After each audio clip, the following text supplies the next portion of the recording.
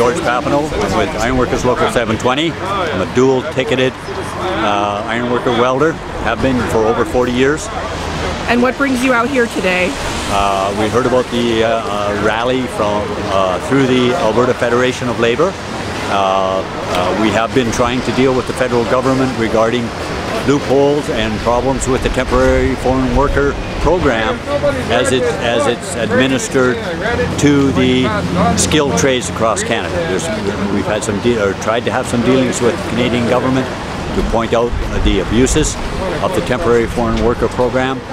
Asked to be involved with the temporary foreign worker program so that it's fair and equal to all Canadian skilled tradespeople. And to this date, we're getting very little response from Jason Kenney's department. What would you like to see come out of this rally? Allow the skilled tradespeople to have a voice within the temporary foreign worker program when it comes to skilled trades and projects across Canada.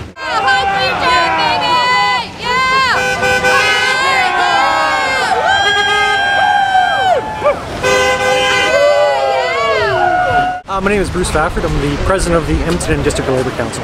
And what brings you out here today? What brings me out here today to talk about the use of temporary foreign workers before willing and capable workers in the city of Edmonton and the surrounding area. Why do you think this is happening? Why? I'm not too sure why it's happening, although what should come first is the city workers, the workers within, Canadian workers before the use of temporary foreign workers. I don't know why foreign workers have been brought in for jobs that are people within the city of Edmonton can fully do and are capable of doing. So I'm not too sure why they're being brought in, but we definitely have an issue with the use of temporary foreign workers, especially when there's willing and capable workers in the city of Edmonton wanting to work on this great project. What do you hope to see come out of this rally? A lot of awareness, and as well the stop the use of the temporary foreign workers while there is Canadian workers, like I said, willing and capable of doing the job that is needed for this project.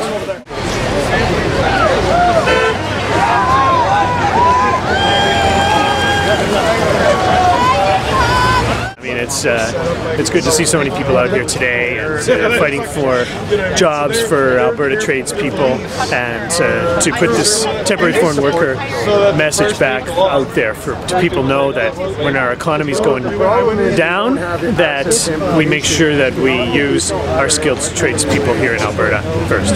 Why do you think that's not happening?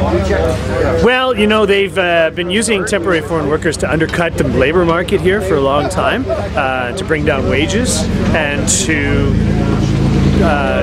look for the cheapest version of whatever job it is. So the ironworkers, this is a good symbol right here because of course they're building an iconic arena that is being paid for by the taxpayers here in Edmonton, and I think vast majority of Albertans would be shocked to find out if they weren't using Alberta labour to build it.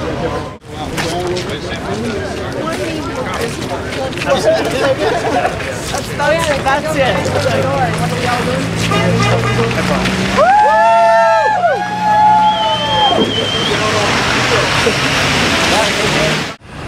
And we'll remember the debate that preceded approval of Edmonton's arena. During that debate, members of City Council made promises to Edmonton citizens and Edmonton taxpayers. They said that this arena would be in the best interest of taxpayers. They said that this arena would be in the best interest of the community of Edmonton.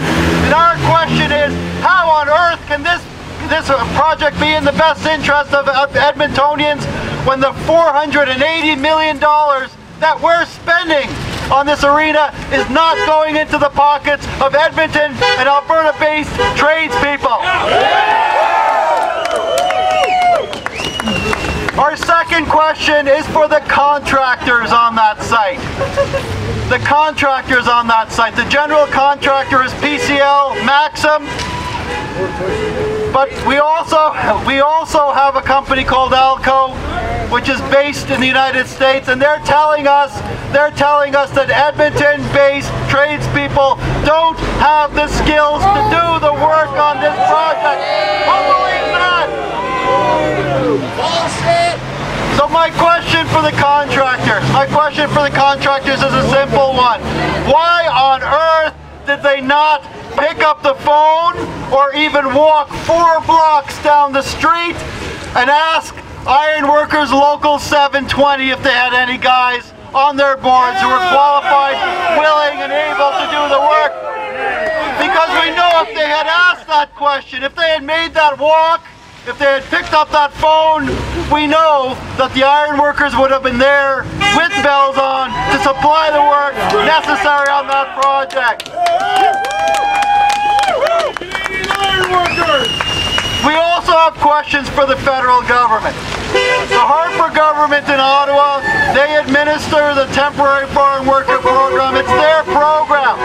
And they've made some promises to tradespeople, and they've made some promises to Canadians. In particular, they have said over and over and over again that no temporary foreign workers will be approved on any work sites in Canada if there are Canadians available, willing and able to do the work. Which there are! And there are. So my question is, how on earth did the Harper government think it made any sense to approve these applications from companies like Alco to bring temporary foreign workers into the country from the United States? How did these applications get approved when there were Canadians available, willing and able to do the work? Shame!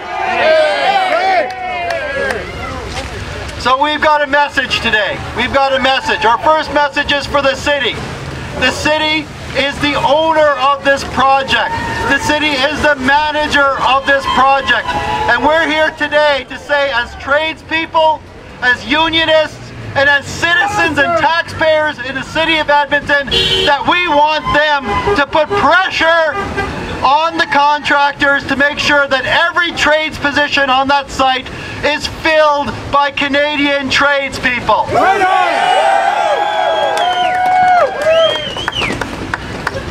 Our second message is to the contractors on that site, starting with PCL Maxim, which is an Edmonton-based company. We want to send the message to them that Alberta tradespeople, Canadian tradespeople are available, and the jobs on that site have to be offered to them first. And if they don't fill those positions with Canadian tradespeople, we're going to remember it, and we're going to make sure that those companies pay a price in terms of their reputation in this community. And finally, our message is to the federal government.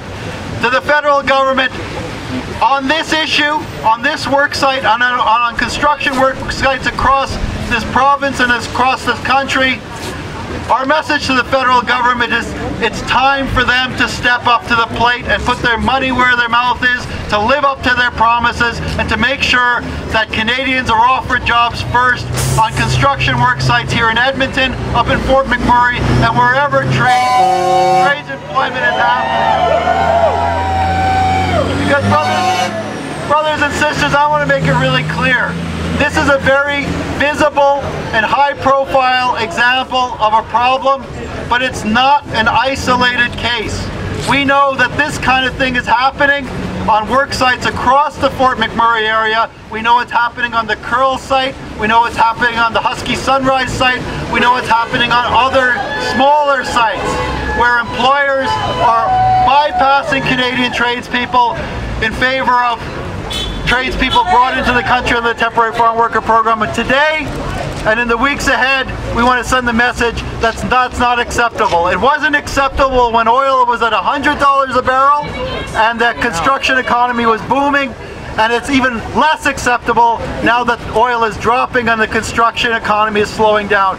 In this economy, more than ever, we have to make sure that Canadians get first crack at high-paying jobs like the ones that we see across the street.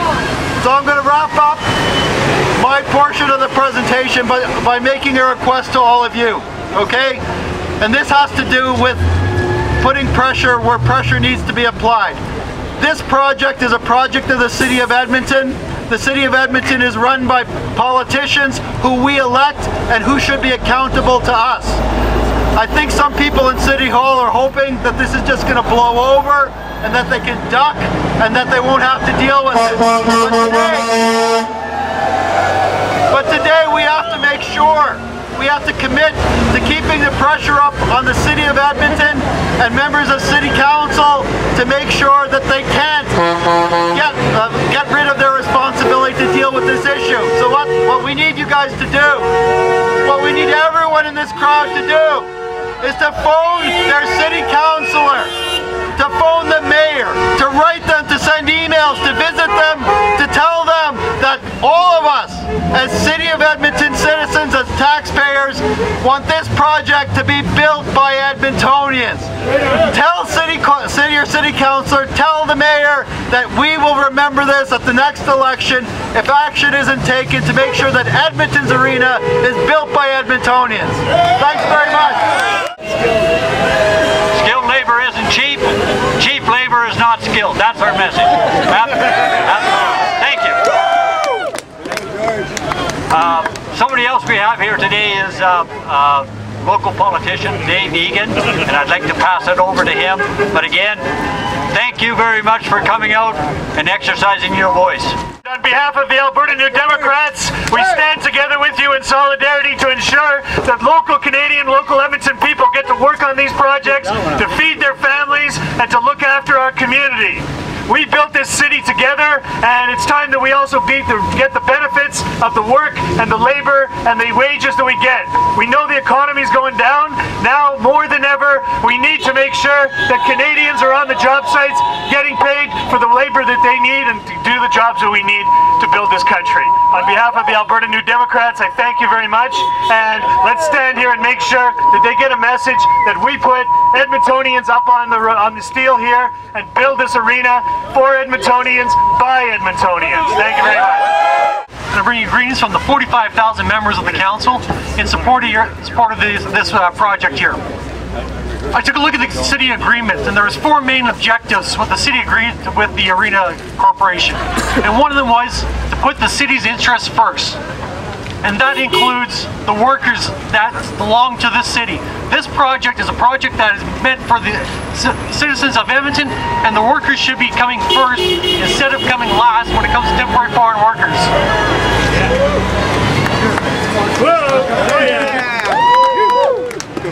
I want to thank everyone for coming out. Thank the media. We have a lot of support for our workers, all the skilled trades. That's about it. Thanks, everyone.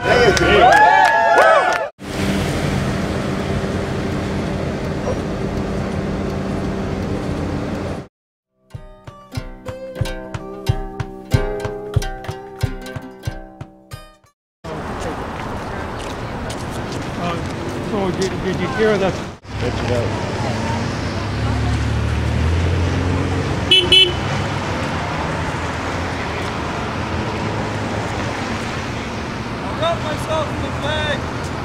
This is the opening of Parliament today. I think it's January 26, 2015, and there's protests like this, protesting the policies of the Harper regime that are going on from coast to coast. And this is the build-up for the general election so that we can defeat Harper in 2015. We just found out that the Minister for Public Safety has issued a statement that the Harper government will have zero tolerance for boycott, divest and sanctions. That's people like us who are calling for peace and justice in the Middle East. Did you hear that one? Yeah, we'll get it in a minute.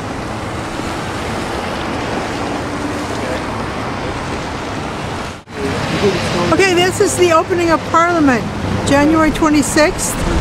And so this is one of the pickets that's taking place in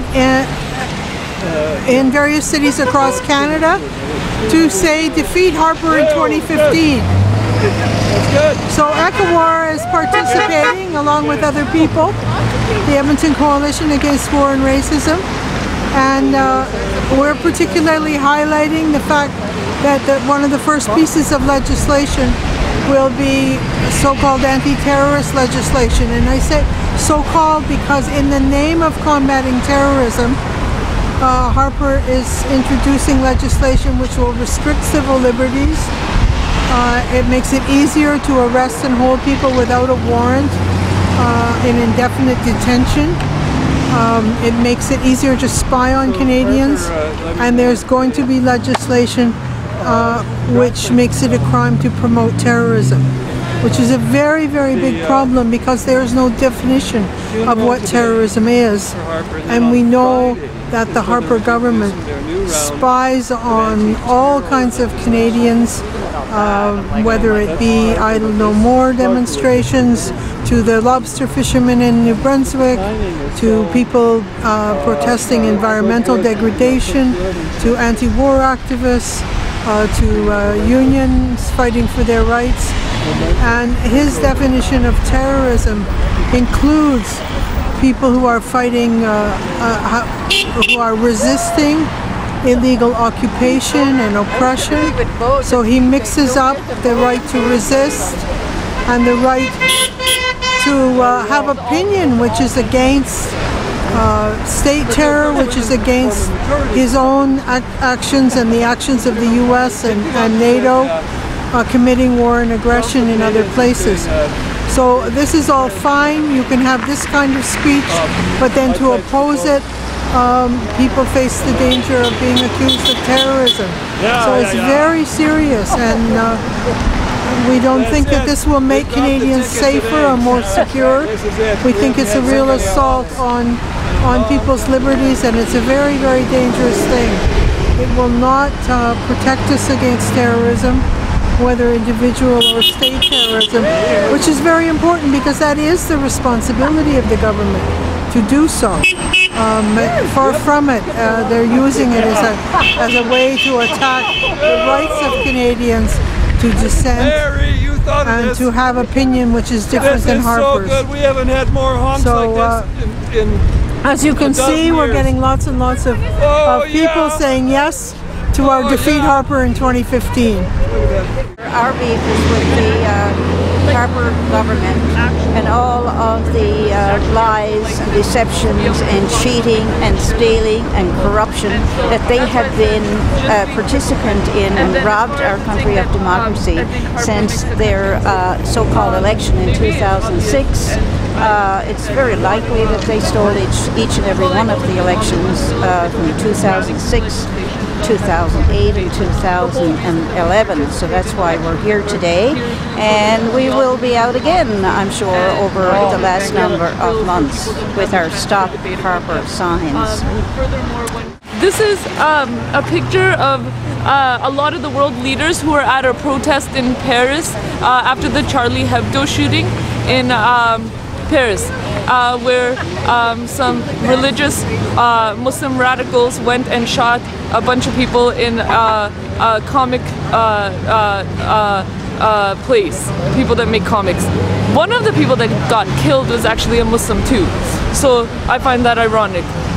Nonetheless, while of course I'm not condoning the act of killing journalists, that's in fact what I'm protesting by holding the sign up, because in my opinion many of these world leaders are actually guilty of either suppressing journalism, some of them are actually involved in deaths of journalists, some of them are involved in not condemning journalists who have been in detention for years, some of them.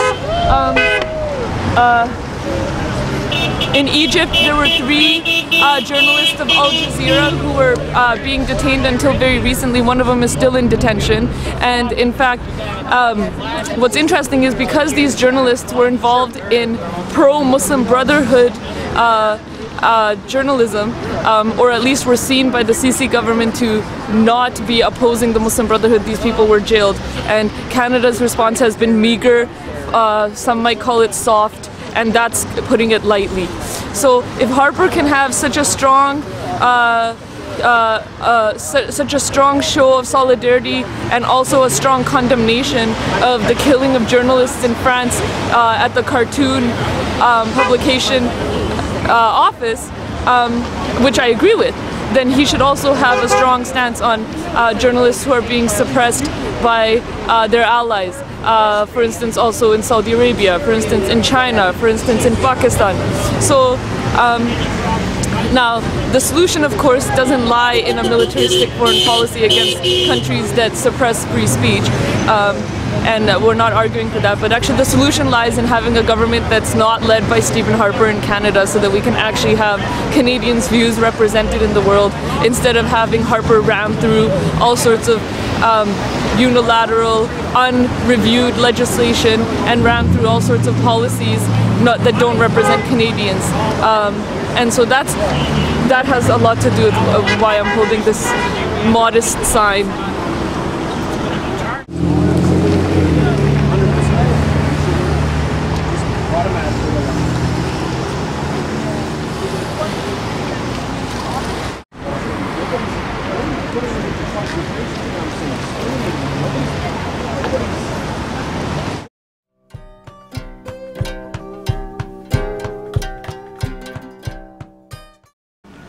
Qu'il puisse un peu quitter.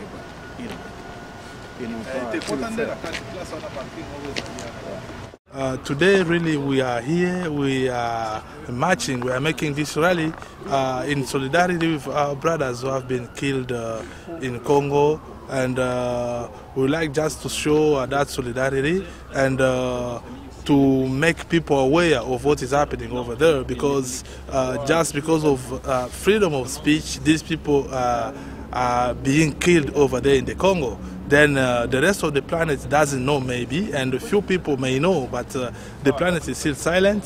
So that's why we are making this rally today, to honor our people who are dying over there in the Congo, and to see in which way the government of Canada may help us for the government in the Congo to compensate the victims who passed away during this period. Because as people may know, the repressive government in the Congo, by a president who has been elected, who was not elected, but he became a president by a very big error, then he would like also to modify the constitution in his favor so that he can remain eternally in power.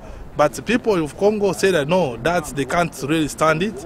That's why they came out and they took streets to protest against that bill, or maybe that modification of the constitution. Then after that they killed them, and they are still killing them. There is a lot of reprisals in the Congo. So that's why we are making this rally today, to make people aware and to see in which way the government of Canada may help to stop that killing in the Congo. Can you tell a little bit more about how the protesters were shot and what sort of situation that was involved? Yeah, the problem is just that people, when they came aware of that modification of the constitution, they say no, that's really is not good. That's why they just they took the streets to protest against that law. But unfortunately, the man in power sent really soldiers out, and they fired the people with real bullets, and even they recognized that their soldiers used real bullets to fire on those protestants. That's why we see that it is unconstitutional for what they have done. So we would like really democratic countries or democratic government to take action on that, because, you know, in the past time we saw in Ottawa shut down Iranian embassy, claiming that no, there's no human rights in Iran. That's why they shut down the embassy, and they expelled the ambassador back to Iran. So we would like also to see what the government of Canada may take like approach to this problem, because the way they took the same approach against Iran, we would like also to be the same with Congo, because there is no human right in the Congo, and the people are dying for more than 15 years now. We have something like more than 8 million people have been killed so far. But this is not really, it is ununderstandable, and we would like really to make a hand to stop it. That's the problem. Can you tell me a bit more about the role of conflict minerals? Yeah, the conflict minerals, really, it is something which people may not know, but for us Congolese, we know what is happening because corporations are the ones who are involved in this matter, but they don't really show them their faces. They send other people like puppets to act, but really they are the one acting and organizing everything so that they can pull out or they can collect minerals from the Congo at a very cheap price, or maybe for nothing, just at free, for free. And do you know which minerals there are? I understand that it's the rare earth minerals, which are very important to electronics. So most of our cell phones and computers have mineral that is coming out of the Congo. Yeah, we have a lot of minerals. We have a very endless list. But we can really name some of them. Like there is coltan, there is gold, there is diamond. There is a lot of stuff. There is even natural gas is over there in the Congo. So there is even oil in plenty in the Congo, but people may not know. So corporations are the one who are behind all these things. They are the one who are giving weapons to the so-called Congolese people to become rebels. I don't know, rebels against who? Because those people at first they have no money, but where do they get weapons from? So corporations are the one making weapons, they're the ones supplying them weapons, and they would like that country to be on fire so that they can collect minerals as they want from the Congo. What can we as Canadians do to help support the Congo and support the cause that we're here for today? Yeah, exactly. The problem is that we would like to show Canadians that if we look in 2012 when the government in Ottawa shut down the Iranian embassy, one of the reasons was that there is no human rights in Iran. I know there were also other reasons, but human rights was one of the reasons why they shut down the embassy, Iranian embassy in Ottawa. So we would like also at this point, as far as the Congolese government really violated the constitution, killed the people unconstitutionally, we would like also the government of Canada to take the same approach to that matter too. So by the end of the day, if the government of Canada doesn't take the same action as the one they took against Iran, then we'll see that they are complice. They are complice in this matter going on in the Congo. So that's why we would like really to make Canadian people aware, because we are here, we are taxpayers. We are here, we are the one electing them to become in power. But if really they are involved in certain matters which people are dying outside, it's not fair. So that's why we would like to start from. So at this point, we would like to make Canadians aware first of all, and then after that we'll see what can happen later.